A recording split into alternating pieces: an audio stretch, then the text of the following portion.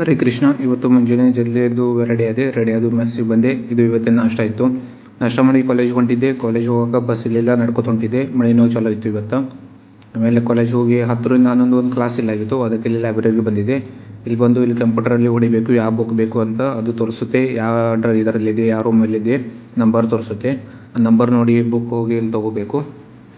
ಆಮೇಲೆ ಬುಕ್ ತೊಗೊಂಡು ಮತ್ತು ಕ್ಲಾಸ್ ಇತ್ತು. ಆಮೇಲೆ 11ರಿಂದ 1 ಗಂಟೆಗೆ ಅದಕ್ಕೆ ಮತ್ತು ಕ್ಲಾಸ್ ಮಾಡೋಕ್ಕೆ ಮತ್ತು ರಿಟರ್ನ್ ಈ ಕಡೆ ಕಾಲೇಜಿಗೆ ಬಂದೆ. ಮಳೆ ಚಲೋ ಇತ್ತು.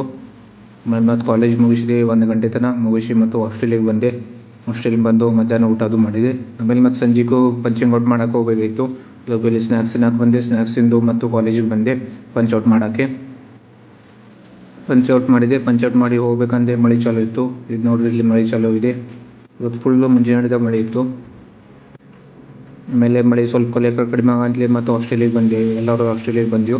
ಹಾಸ್ಟೆಲಿಗೆ ಬಂದು ರಾತ್ರಿ ಊಟ ಅದು ಮಾಡಿದೆ. ಊಟ ಮಾಡಿ ಮತ್ತು 9 ಗಂಟೆಗೆ ಇಲ್ಲಿ ಮೇಲೆ ಸ್ಟಡಿ ರೂಮ್ ಇದ್ದಾವೆ. ಇಲ್ಲಿ ಸ್ಟಡಿ ರೂಮಿಗೆ ಬಂದೆ. ಎಲ್ಲ ಫ್ಲೋರಲ್ಲಿ 3 ಸ್ಟಡಿ ರೂಮ್ ಇದ್ದಾವೆ. ಸಪ್ರೇಟ್ ರೂಮ್ ಇದ್ದಾವೆ 3. ಅಲ್ಲಿ ಹೋಗಿ ಯಾರು ಬೇಕಾದರೂ ಓದ್ಬೋದು. ಅಲ್ಲಿ ಹೋಗಿ ಏನು ಅಡುಗೆ ಮಾಡಲ್ಲ ಏನಿಲ್ಲ. ಅದಕ್ಕೆ ಇಲ್ಲಿ ನಾನು ಬಂದೆ.